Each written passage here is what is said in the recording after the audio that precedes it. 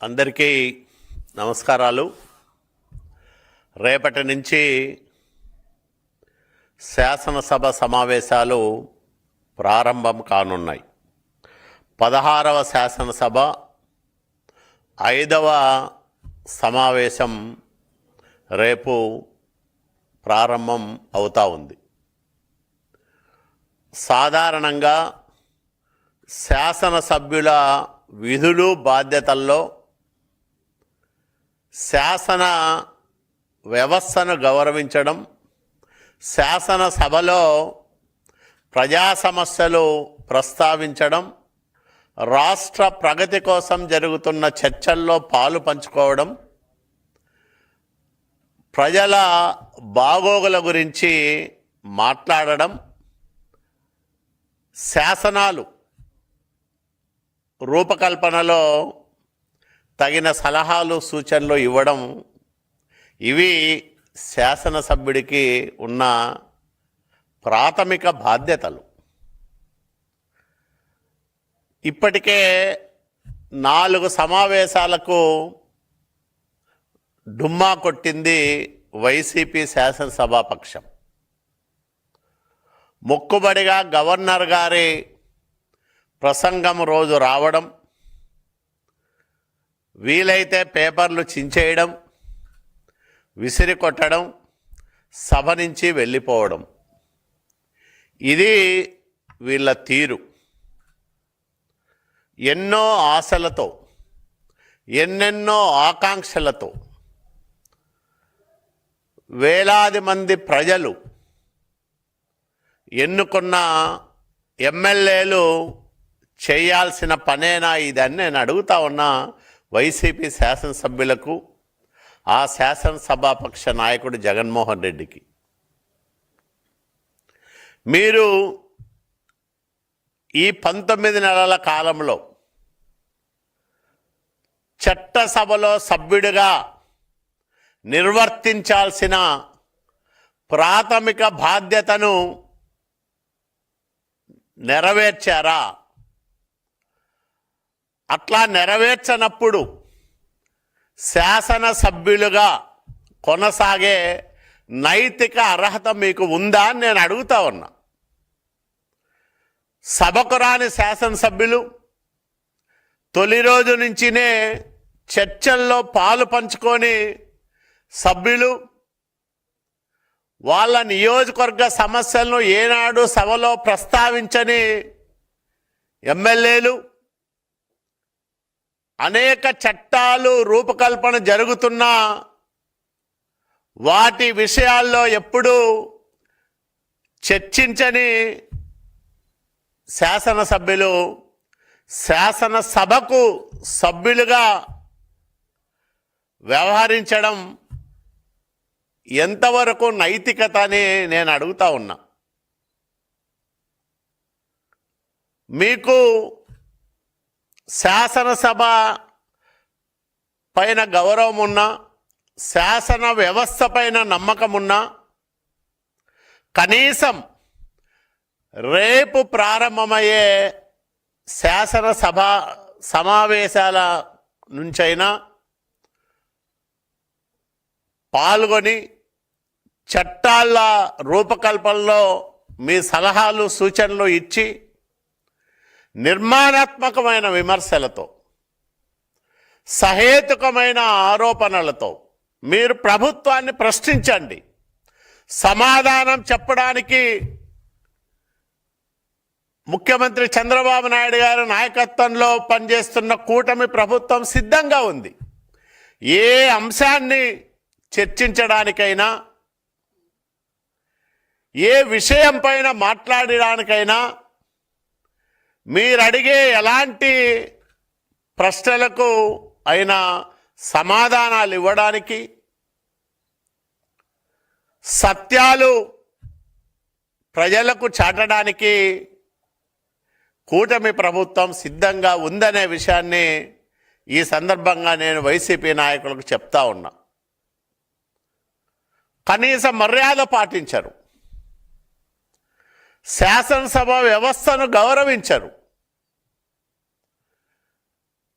సభకే రారు, సంతకాలేమో పెట్టిపోతారు. ఏంటి ఈ వింత వైఖరి, ద్వంద్వ వైఖరి? ఇప్పటికైనా మీ ఆలోచనల్లో మార్పు రావాలి. ప్రజల గురించి, మీరు ఎన్నుకున్న మీ నియోజకవర్గాల సమస్యల గురించి, ఈ రాష్ట్రంలో జరుగుతున్న అభివృద్ధి గురించి జరిగే చర్చల్లో పాలు పంచుకోవడంతో పాటు చట్టాల్లో తెస్తున్న మార్పులపైన కానీ, లేదా కొత్తగా తీసుకొస్తున్న చట్టాలపైన కానీ మీ సలహాలు సూచనలు ఇవ్వడానికి ఇప్పటికైనా సిద్ధపడాలని జగన్మోహన్ రెడ్డికి, ఆయన పార్టీ శాసనసభ్యులకు నేను విజ్ఞప్తి చేస్తా ఉన్నా. ఎందుకంటే శాసనసభ సభ్యుడిగా అద్భుతమైన అవకాశం శాసనసభలో మాట్లాడే దానికి. ఆ అవకాశాన్ని మీరు సద్వినియోగం చేసుకోకపోతే ప్రజలు మిమ్మల్ని క్షమించరు. 5 సంవత్సరాల జగన్మోహన్ రెడ్డి అరాచక పరిపాలన, విధ్వంసకర విధానాలు, వ్యవస్థలను భ్రష్టు పట్టించిన తీరు, రాష్ట్ర అభివృద్ధిని నాశనం చేసిన విధానం, ఇవన్నీ చూసి భయంతో ఒకవైపు చంద్రబాబు నాయుడు గారు, పవన్ కళ్యాణ్ గారు, అట్లాగే భారతీయ జనతా పార్టీ నరేంద్ర మోడీ గారు, వీళ్ళందరూ కలిసి రాష్ట్రాన్ని బాగు చేస్తారనే ఒక నమ్మకంతో 151 స్థానాలున్న వైసీపీకి 11 స్థానాలు ఇచ్చారు, కూటమికి 164 స్థానాలు ఇచ్చారు ఆంధ్రప్రదేశ్ రాష్ట్ర ప్రజలు. మరి 151 నుంచి 11కు పడిపోయినా ఇంకా ప్రజాస్వామ్యం గొప్పతనము, ప్రజల ఆలోచనలు, వాళ్ళ అభిప్రాయాలు, వీటన్నిటినీ విశ్లేషణ చేసుకోకపోతే, మీ ఘోర పరాజయానికి అసలైన కారణాలపైన సమీక్ష చేసుకోకపోతే, ఇంకా దౌర్జన్యకర పద్ధతులతో, బ్లాక్మెయిలింగ్ విధానాలతో రాజకీయాలు కొనసాగిస్తే వైసీపీ ఈ రాష్ట్రంలో రాజకీయంగా భూస్థాపితం కాక తప్పదు. ఇప్పటికైనా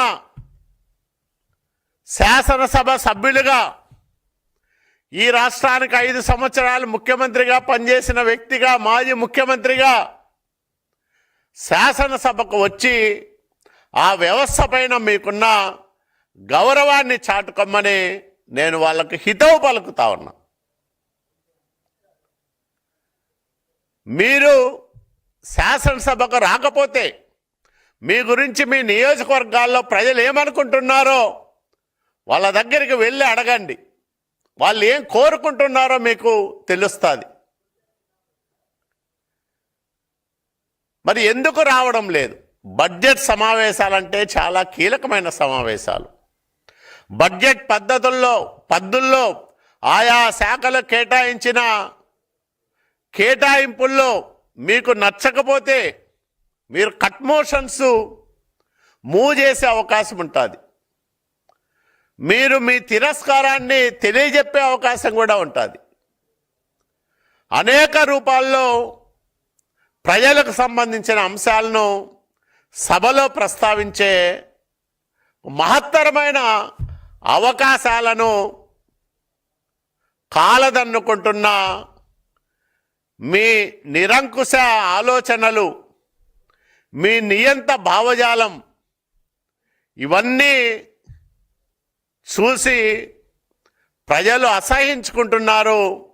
ఇప్పటికైనా మీ బాధ్యతలను గుర్తెరగండి. ఎందుకంటే 5 ఏళ్ళు ప్రజాకంటక పాలన సాగించారు వైసీపీ నాయకులు. వీళ్ళ వల్ల ఈ రాష్ట్రంలో వ్యవసాయం, ప్రాథమిక రంగమైన వ్యవసాయం పూర్తిగా ఆ 5 సంవత్సరాల్లో కుదేలైపోయింది. భూ వివాదాలు విపరీతంగా పెరిగిపోయినాయి. వీళ్ళకి నచ్చితే ఫ్రీ హోల్డ్, నచ్చకపోతే 22A, లేకపోతే నచ్చకపోతే ఫ్రీ హోల్డ్లో పెడతారు, 22లో ఏలో పెడతారు, దానిని వివాదాస్పదంగా మారుస్తారు. అట్లా అనేక రకాలుగా వీళ్ళు భూ వివాదాలు సృష్టించి, నిన్ననే మా ముఖ్యమంత్రి గారు చెప్పినట్లు తాడేపల్లిలో జగన్మోహన్ రెడ్డి హెలీప్యాడ్ కోసం కూడా ఒక రైతు 10 ఎకరాల భూమిని 22ఏలో చేర్చి ఇబ్బంది పెట్టిన విషయాన్ని కూడా ప్రజలు మర్చిపోలేదు.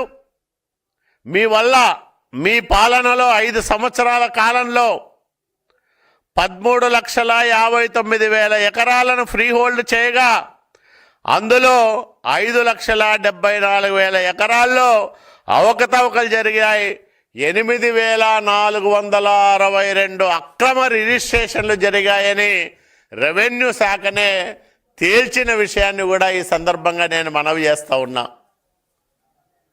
భూమిని అత్యంత వివాదాస్పదంగా మార్చి, రాజ్యాంగ వ్యవస్థలను భ్రష్టు పట్టించి, పాలనను అవినీతిమయం అసమర్థ పరిపాలన సాగించి రాష్ట్రాన్ని సర్వనాశనం చేశారు. కాబట్టి జగన్మోహన్ రెడ్డి అండుకు ఈరోజు శాసనసభలో మాట్లాడడానికి జంకుతున్నారు, భయపడుతున్నారు, బెంబేలెత్తిపోతా ఉన్నారు. దానికనే శాసనసభకు మొహం చాటేస్తున్నారని కూడా ఈ సందర్భంగా నేను చెప్పదలుచుకున్నాం.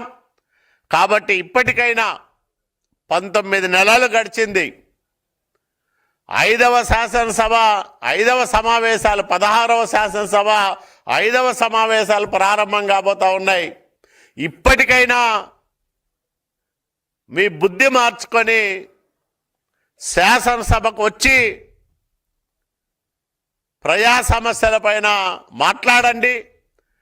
చట్టాల విషయంలో భాగస్వాములు కావండి.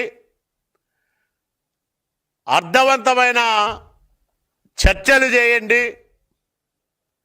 అందరూ కూడా మెచ్చుకుంటారు. కాబట్టి శాసనసభ హుందాతనాన్ని పెంచే విధంగా మీ భాగస్వామ్యం ఉండాలి. ఆ రకంగా మీరు ఆలోచన చేయాలని వైసీపీ శాసనసభాపక్ష సభ్యులకు నేను విజ్ఞప్తి చేస్తూ, కనీసం రేపటి నుంచి జరిగే శాసనసభ సమావేశాల్లో జగన్మోహన్ రెడ్డి ఆయన సహచర సభ్యులందరూ కూడా పాల్గొనాలని మరీ వాళ్ళందరికీ కూడా విజ్ఞప్తి చేస్తూ సెలవు తీసుకుంటా ఉన్నాం.